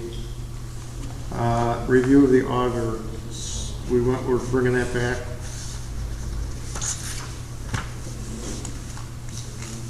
to send out an RFP for auditors for the next fiscal audit. But the following year's fiscal audit, not this year's, the following year's. Get some prices and see if we could get it cheaper. So this has been prepared by Mr. Meltello.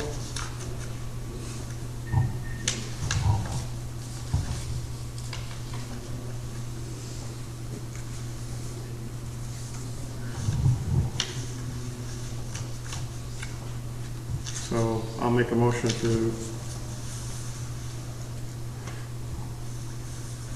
for this proposal for audit services. Who's second? What was your motion? Motion to approve this document for audit services. Second. Okay, any discussion? Yes, this isn't just to get a cheaper auditor. I mean, TOI, everybody says you should change the auditor every so often. Well, okay, you're correct, and that should be a board decision. I mean, but Right, so, you wouldn't want to accept. right, I understand where you're coming from. You know where I'm coming from? You don't want to accept somebody that's extremely high or anything, you know what I'm saying? Right, Okay. but Why would, I guess if they're certified auditors, why wouldn't we take the cheapest price?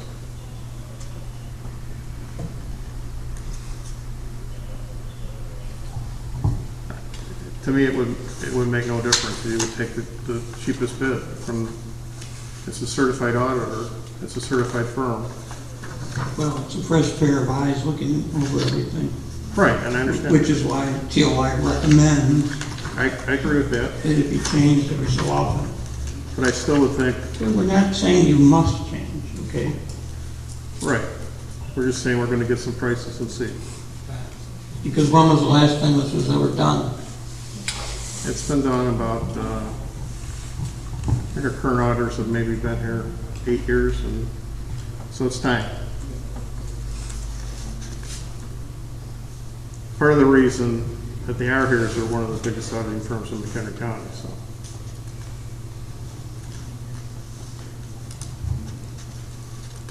All right, so Well, so how is this done? Is it sent out to all the I will, accounting firms or what? yeah, I will send it out to, I would assume we want to keep business in Mchenry County if possible, do we not? Mchenry Township is possible. Well, that probably limits how many would you be able to get. All I'm saying is a priority. If you can get the business done in McHenry Township, it's preferable over going outside. I would agree with that. All other things being equal. Correct.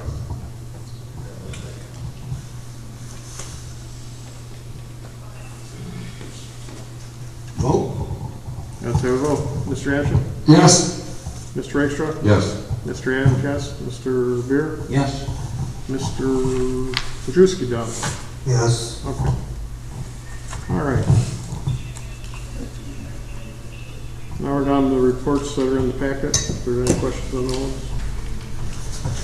Oh, we got proposed. I'm sorry, what? Jane, forgot Jane. Oh, I'm sorry. Proposed agenda items for next meeting. Is there any at this time? Well, can a revised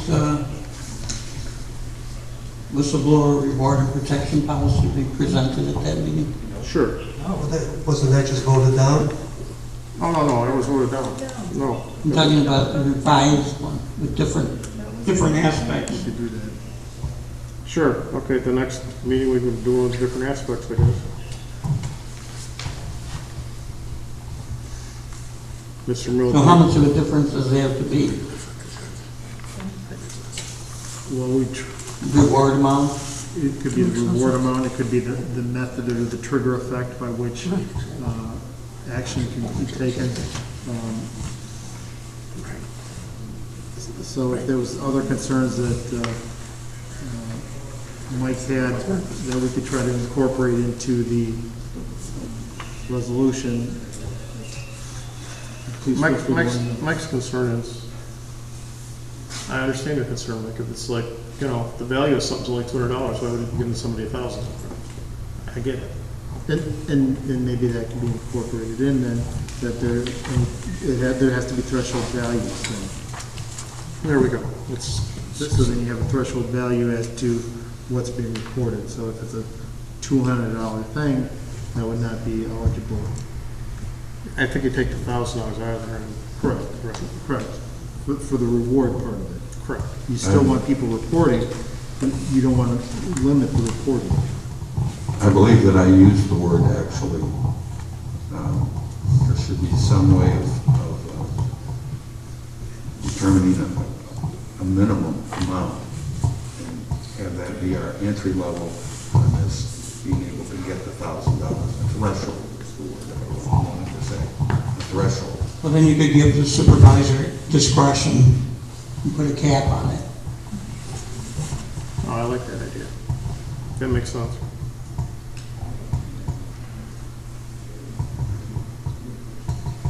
Well, how about if we just revisit it now? No, it needs to be redone. We'll bring it back the next meeting. It was voted down. Can't be bring up. And this will be done at one of our budgeting. No, this will be done at our next regular meeting. All right. Well, it wouldn't be the same resolution. We've dealt with your concerns. We're past that. It's been voted down. It's not on the agenda to be We done. can go back to it, right, Mr. Montalvo? You could. If it's been voted down, how can we go back? Because we'll have changes. We don't have the changes. So I would like to wait for the next meeting. Do you think the idea of a whistleblower ordinance is bad? No, I don't. I just want to. I think it's too complicated. It might be too complicated for you, Mr. Majewski. Jesus Christ. Let's not have insults between each other. All right, we'll put on the next regular board meetings. Now, the supervisor's report is in your packet.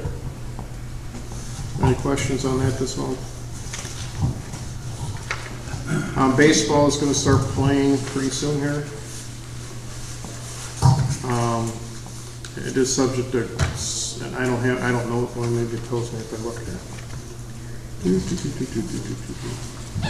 Yeah, athletic field use. Field opens April 2nd, so it's already open apparently.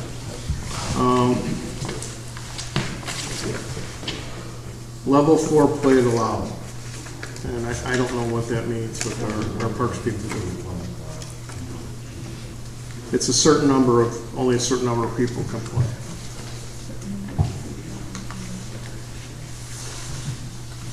And a certain number of people that can observe. Correct. With social, good social distancing if possible. Also, the town hall right now, because we have a capacity of 200, we can only have 50 people in here under the current guidelines. So people are starting to call to ask to rent the town hall again for certain events. And also the Whisper Hills Community Center.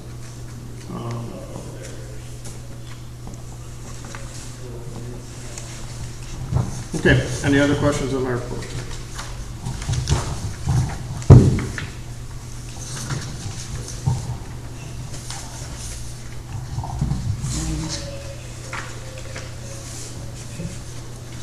Okay. So these are all final figures for the calendar year just ended? Correct.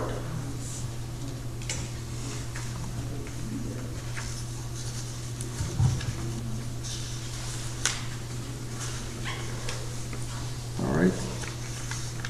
With that, is the assessor's report in your packet? It should be.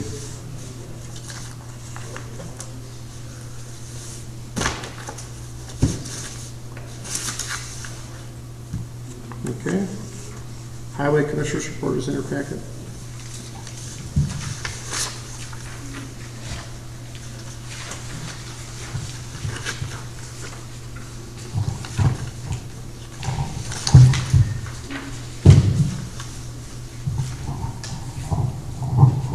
Okay.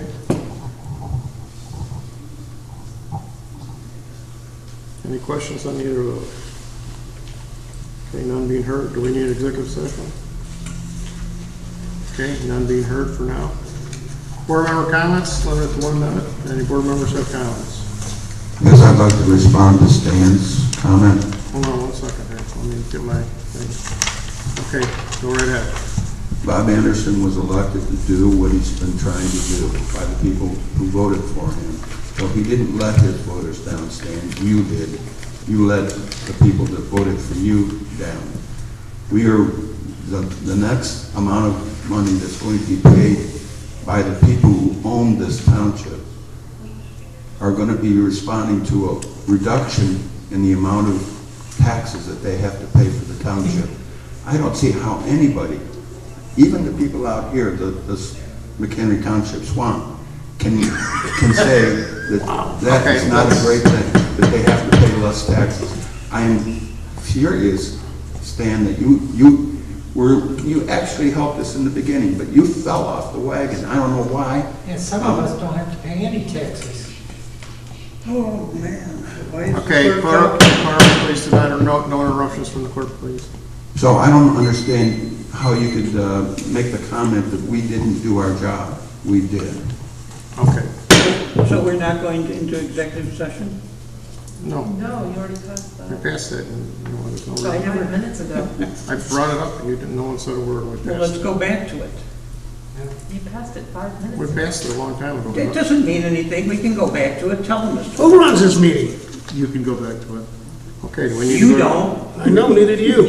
Okay, so I think we have to go into executive session because of the litigation that the township was about to embark on.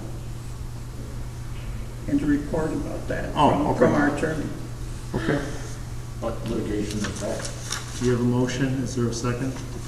Motion to go into Second. executive session. Carry first and second. Roll call vote. Mr. Anderson? Yes. Mr. Rakestraw? Yes. Mr. Adams, yes. Mr. Beer? Yes. Mr. Wadowski? No. Okay. We're going to recess this meeting at 10 minutes to 9. 8:52. We need a motion to that. I just did it. Okay. All right. I like how Mr. Beard can't fathom paying the bill for the road district's attorney because of mistakes. Right. But was all accountable for paying the urban analytics without question, even though they failed to meet the requirements of the that were put forth. Right, Mr. Beard? Okay. Thank you, Stan, for putting our agenda ahead of yours. Thank you very much.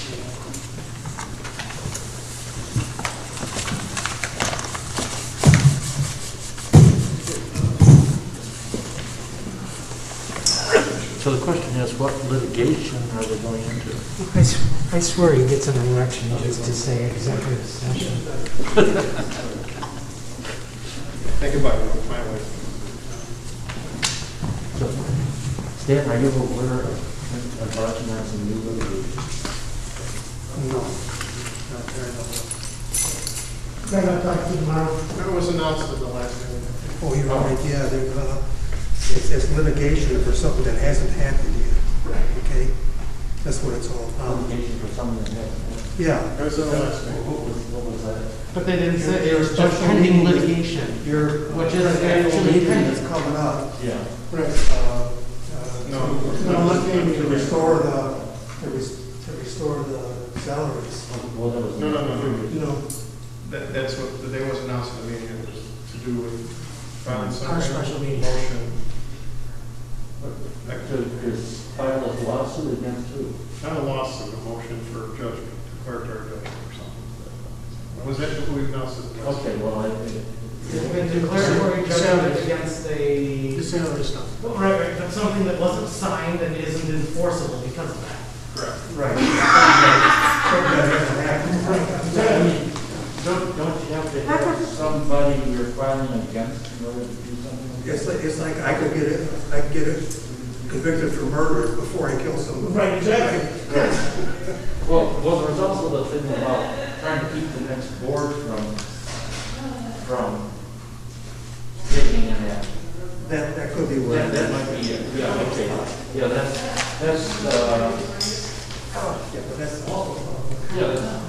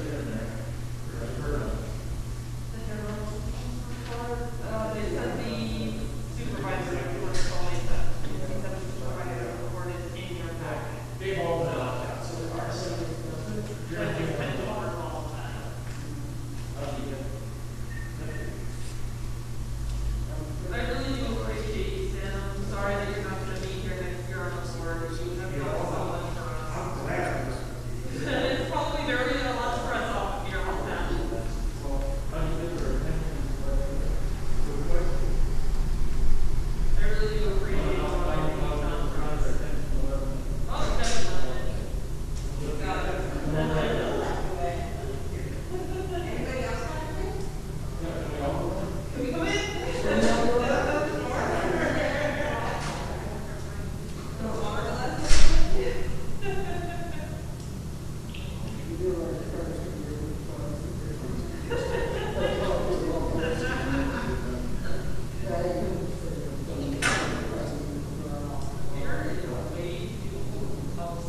with getting this whistleblower thing passed while he's still on the board. Way too upset with getting this whistleblower thing passed while he's still on the board. Yeah, he's just ready to use it in content. It's absolutely completely secret.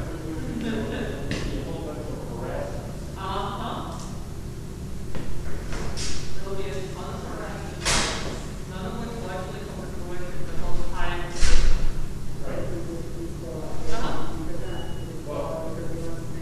And he wants the board to vote on it, not just the supervisor, so that way he's got Anderson and Riggs strong. Backing him up. Right, which is why he wants to pass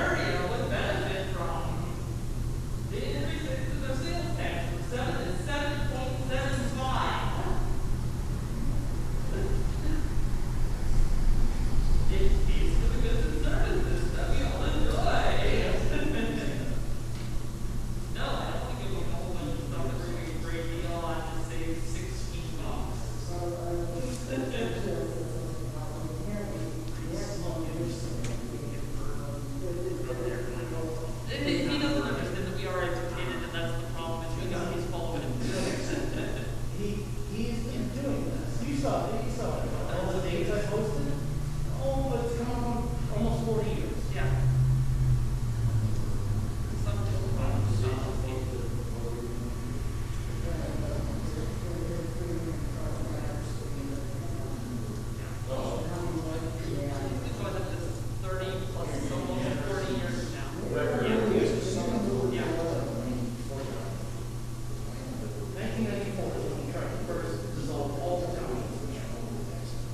Since that, before that.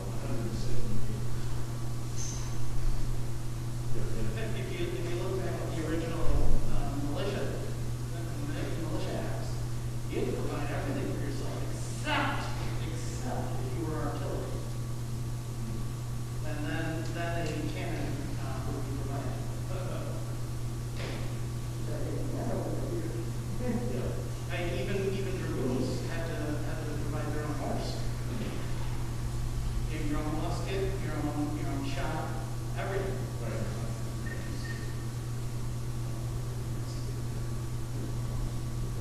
And he served two terms, each one of them just 2 months. That's one was 2 months, one was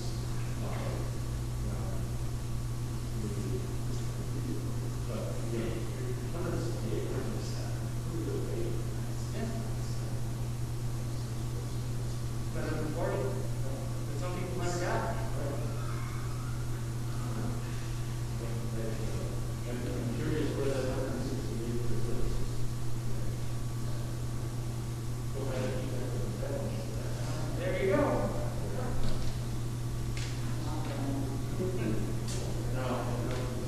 No, apparently we're further.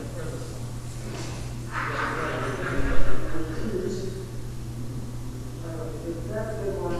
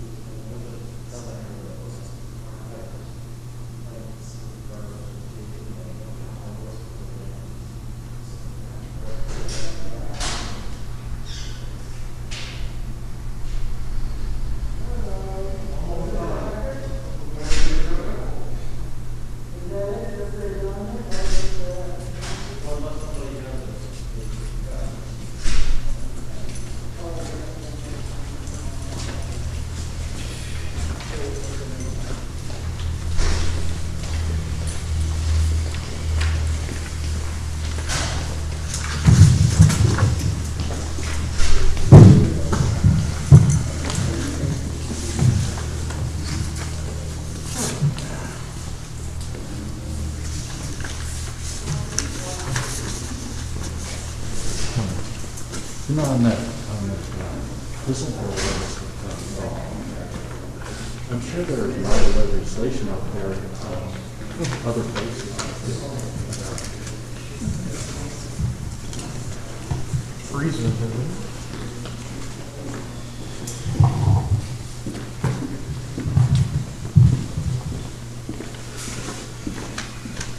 Could have been back sooner, but it took a half hour to adjourn.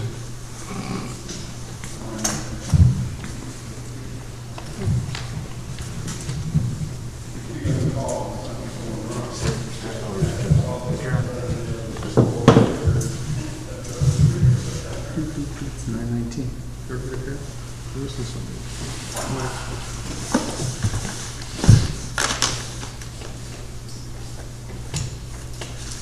okay. Mike, you're here, right? So, I'd like to reconvene this meeting at 9:19. And have it. There was 1 minute discussion in business board member comments. We were good. There was one comment, I didn't know if there's any. No. So, motion for adjournment, I'll make. Do I have a second? I'll second. Okay. All those in favor, signify by saying aye. Aye. Any opposed? None being heard, means adjourned.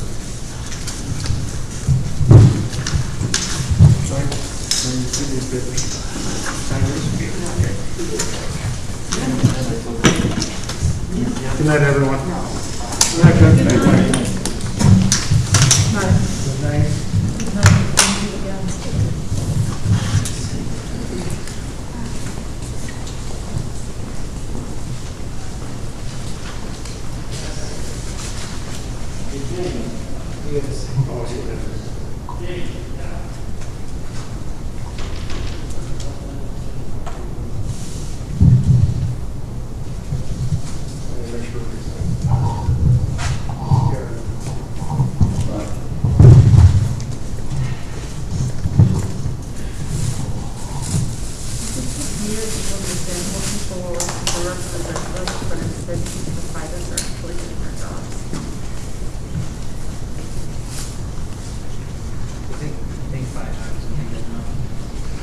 They spend our money to fight us. Yeah. They're spending our money to fight us. Yeah. I don't understand it.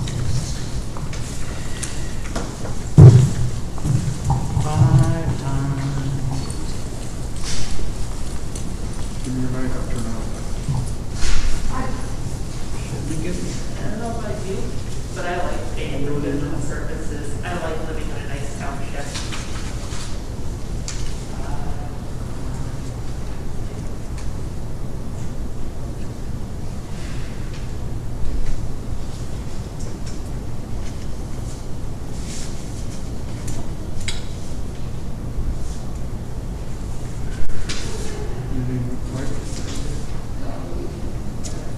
Do we have one assigned for the town? That's a road district, we do one for the town? I don't read the town. We both the transfers in the town, I think. We should. You better use my language on that one. Is that for both of the transfers? No. Just the road district? That is, yeah, the road district expenses. Oh, this is the motor fuel tax one. Okay, that's not for the transfer. The transfer was done there. That's why we get this. The reason you got that is for the motor fuel tax. Yeah, this, Yeah. did you realize that?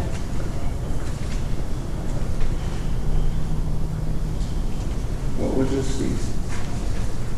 Well, Steve, you got this one. That's the bill from Yeah, I know what it is, but it starts with a W, I don't know what it, Longbacher. okay.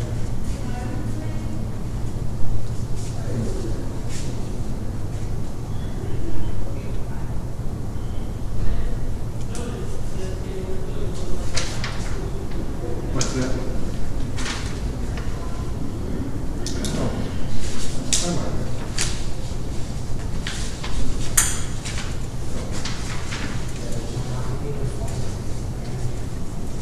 General Road and Bridge Folder. This is permanent.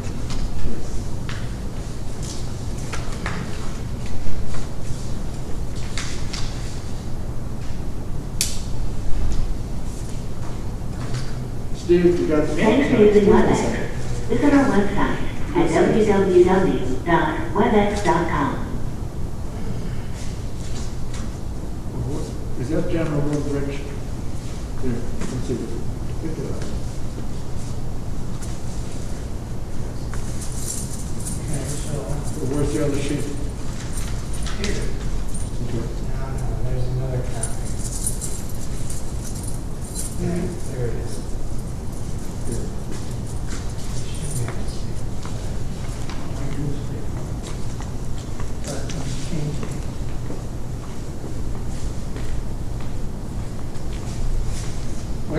Mike, you gotta sign this thing again. I got what? I signed all three.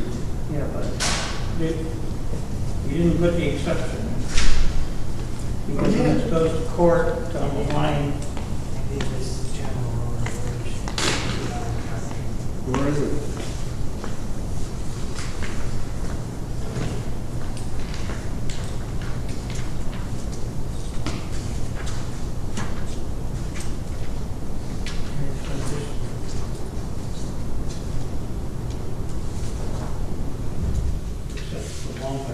It's the same thing as the other. Oh, I didn't find them both. This is the front hard road right here.